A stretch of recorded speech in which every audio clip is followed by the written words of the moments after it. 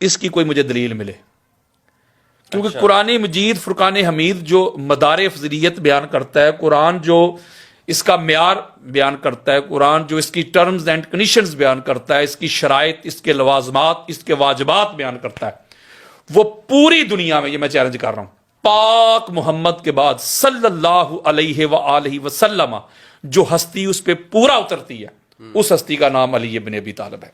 اور اگلی بڑی خاص بات ہے، مفتی صاحب آپ صحاح ستہ پڑھ کے دیکھ لیں بے شک، یا اہل سنت کے مدارس میں ایک امام نظام الدین شاشی کی کتاب پڑھائی جاتی ہے، اصول شاشی، بڑی معروف کتاب ہے، اس میں بھی یہ لکھا ہوا ہے، بلکہ میں اوپر جا رہا ہوں، حضرت معاذ ابن جبل رضی اللہ تعالی عنہ کو جب آقا علیہ الصلوۃ والسلام نے جسٹس بنا کے، قاضی بنا کے یمن کی طرف بھیجا تھا، تو سوال کیا تھا کہ اے معاذ، تو جسٹس بن کے، قاضی بن کے تو جا رہا ہے، بتا تو فیصلے کیسے کرے گا؟ بما تقضی یا معاذ۔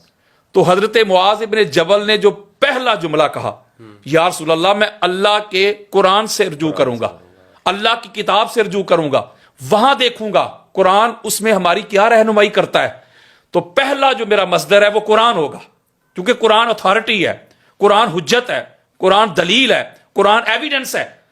آقا علیہ الصلوۃ والسلام نے فرمایا کہ اے معاذ، اگر تجھے قرآن میں وہ مسئلہ نہ ملے، اس کا حل، سلوشن نہ ملے، تو پھر کیا کرے گا؟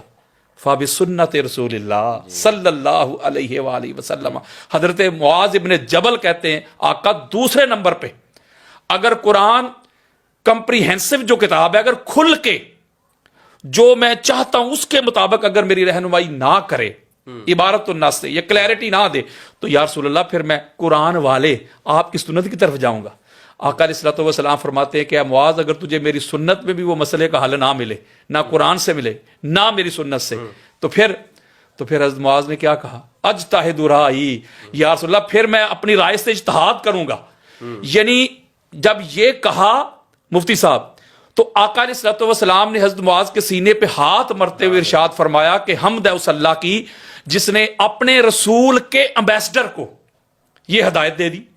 یعنی یہ جو حفظ مراتب بیان کیے ہیں حضرت معاذ ابن جبل نے اور تاجدار کائنات نے، مفتی صاحب تصدیق کر دی ہے کہ پہلا سورس جو ہے وہ قرآن، اس کے بعد پھر آقا کا فرمان، اور تیسرے نمبر پہ اگر یہ اجماع کو لاتے ہیں یا اجتہاد کو لاتے ہیں تو اس کا تو نمبر مفتی صاحب تیسرا ہے۔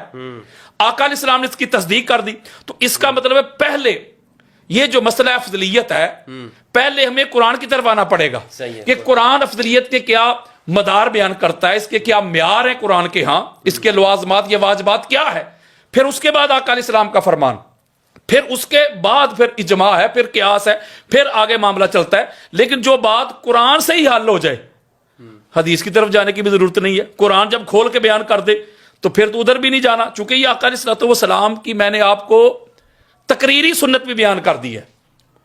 آقا علیہ السلام نے حضرت معاذ ابن جبل کی تائید کر دی ہے، اجماع کی طرف نہیں گئے۔ اور ایک اور بڑی خاص بات ہے مفتی صاحب، یہ میں نچوڑ دینے لگا ہوں خدا کی قسم، یہ کرم دینے لگا ہوں جو ادھر سے ہوا ہے۔ سب سے پہلی بات، جب ملا حضرات یہ کہتے ہیں، مفتی صاحب تھوڑا سا مجھے ذرا ٹائم چاہیے، پھر میں اگلا سوال لوں گا آپ کو۔ ملا حضرات کہتے ہیں بھائی حضرت ابو بکر صدیق افضل ہیں، لیکن مجھے آج تک سمجھ نہیں آئی سوائے اس بات کے کہ بھائی فضائل اور ہیں، کلی فضیلت اور ہے، جزوی فضیلت اور ہے، افضلیت مطلقہ اور ہے، یہ ہے وہ ہے، اگر مگر۔ پہلی بات میں چیلنج کر رہا ہوں آپ کے ذریعے سے، اللہ کے فضل و کرم سے، در علی المرتضیٰ کا میں ایک نوکر ہوں، ایک منگتا ہوں، ایک دیوانہ ہوں، ایک پروانہ ہوں، ایک بیکاری ہوں، چیلنج کر رہا ہوں، وہ اللہ کے بندو پہلے سب سے پہلے تو افضل کی طرف آؤ نا۔ افضل کا معنی تو دیکھو، لغت کے پوائنٹ آف ویو سے چیک کرو، یا اصطلاحی ٹرم چیک کرو، یا اس کا روٹ ورڈ تو دیکھو، اس کا اوریجن، اس کا مادہ تو چیک کرو نا کہ یہ افضل ہے کیا۔ ہم جو کہہ دیتے ہیں بھائی فلاں بندہ جو ہے نا یہ قاضی ہے، تو قاضی کیوں کہیں گے؟ اور بھائی وہ جسٹس ہوگا، کوئی فیصلے کرے گا، اس کرسی پہ بیٹھا ہوگا تو اسے قاضی کہیں گے نا۔ ہم کہتے ہیں بھائی فلاں بندہ جو ہے نا وہ نعت خواں ہے، تو کسے نعت خواں کہیں گے؟ جو نعت پڑھے گا۔ فلاں بندہ شاعر ہے تو کسے کہیں گے؟ جو شعر کرتا ہو، جو پوئٹری پیش کرے گا۔ فلاں بندہ خطیب ہے جو خطاب کرے، فلاں بندہ عالم ہے جو علم رکھتا ہو۔ تو اس کا مطلب ہے کہ کسی بھی ڈپارٹمنٹ کی طرف آپ جائیں, کسی بھی منصب کی طرف جائیں, عہدہ کی طرف جائیں, جو اس کی ڈیمانڈ, جو اس کی ٹرمز اینڈ کنڈیشنز ہوتی ہیں, اگر وہ بندہ پوری کرتا ہے مفتی صاحب, تو پھر وہ ٹائٹل کا حقدار ہوتا ہے. یہ افضل جو ہے نا مفتی صاحب, افضل کا مادہ ہے فضل. یہ توجہ آپ کی چاہوں گا, آپ کو تو سبق سنا رہا ہوں. افضل کا مادہ ہے فضل. فضل کی جمع ہے فضائل. یعنی یہ جو کہتے ہیں نہیں فضائل سے نہیں, وہ مولوی صاحب جس کا بھی آپ نے نام لیا وہ کہتا تھا نہیں فضائل نہ پڑھیں, فضائل سے کوئی بندہ افضل نہیں ہوتا. میرا دل کرتا ہے, میں کیا کہوں, جو بندہ کہتا ہے نا فضائل سے بندہ افضل نہیں ہوتا, میرا دل کرتا ہے اس کو ذرا ایک دفعہ بتاؤں تو صحیح اچھے طریقے سے پکڑ کے کہ فضائل کے بغیر مجھے افضل تو ثابت کر. افضل کا مادہ ہے مفتی صاحب فضل. جی بالکل. فضل سے ہے افضل, اور افضل کا جو معنی ہے وہ ہوتا ہے اعلیٰ, عرفہ, بڑھوتری, فضائل میں سب سے زیادہ ہونا, اسے کہتے ہیں افضل. جس کے پاس زیادہ فضل ہوگا وہ افضل. مثلا عالم, عالم کا مادہ علم, عین لام اور میم. اب مجھے بتائیں اگر کسی کے پاس یہ مادہ عین لام اور میم علم نہ ہو, اسے عالم کہیں گے؟ نہیں. اور عین لام اور میم سے بنا معلم, معلم کا مادہ بھی یہی ہے. اس کا مطلب ہے کہ معلم وہی ہے جس کے پاس علم ہو. عین لام اور میم سے بنا متعلم, علم پڑھنے والا, گین کرنے والا. اسی سے بنا علیم, عین لام اور میم سے جاننے والا. اسی سے بنا معلوم, وہ بھی جاننا آ گیا. تو اس کا مطلب ہے کوئی بھی مادہ ہو, میں آپ کو ہزار ادھر مثالیں دے سکتا ہوں کہ مادہ سے ہی لفظ بنتا ہے, اس کا معنی وہ سیم رہتا ہے. جیسے والدہ, والد, والدہ, مولود, میلاد, ولادت. یعنی کہ جو مادہ ہوتا ہے نا, مادہ وہ جہاں جہاں آپ کو ملے گا اس کا معنی وہ ملے گا.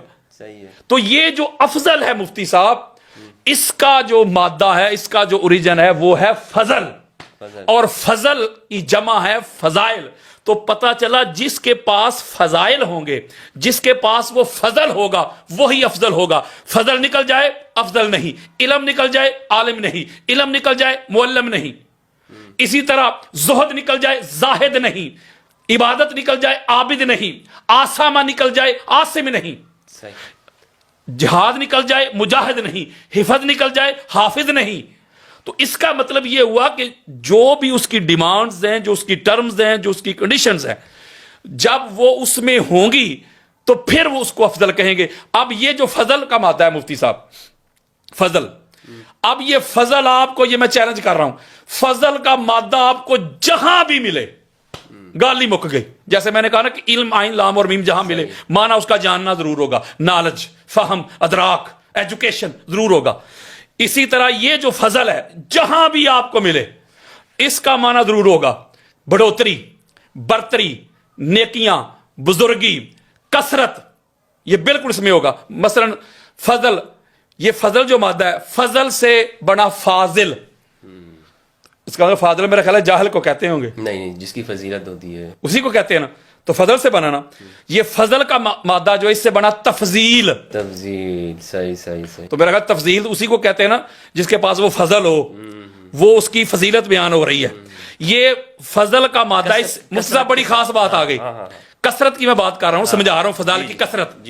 اب فضل کے مادے سے بنا فضول. میں آپ کو کہتا ہوں مفتی صاحب, آپ کے پاس کوئی مائک ہے, مجھے مائک چاہیے, میں ریکارڈنگ کرتا ہوں. آپ کہتے ہیں کہ قادری صاحب یہ مائک لے جائیں, میرے پاس فضول پڑا ہوا ہے. اضافہ ہے. کیوں؟ کہ ضرورت سے زیادہ. فضول کسے کہتے ہیں؟ یہ میرے پاس ضرورت سے زیادہ ہے. یہ موبائل آپ مفتی صاحب لے لیں, یہ میرے پاس فضول پڑا ہے. فضول کیا؟ ضرورت سے زیادہ. تو فضول کا مادہ فضل ہے. اس کا مطلب ہے یہاں سے بھی کثرت ثابت ہو رہی ہے نا, کثرت ثابت کہ کسی چیز کا زیادہ ہونا, زیادتی, کثرت.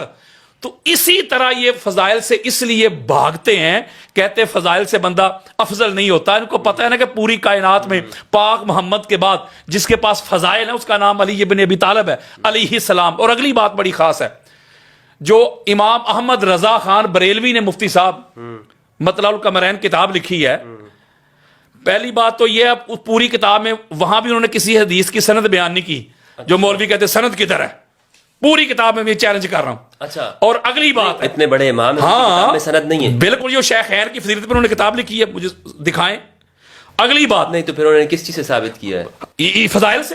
یہی تو میں آپ کو بتانے لگا ہوں، وہ فضائل سے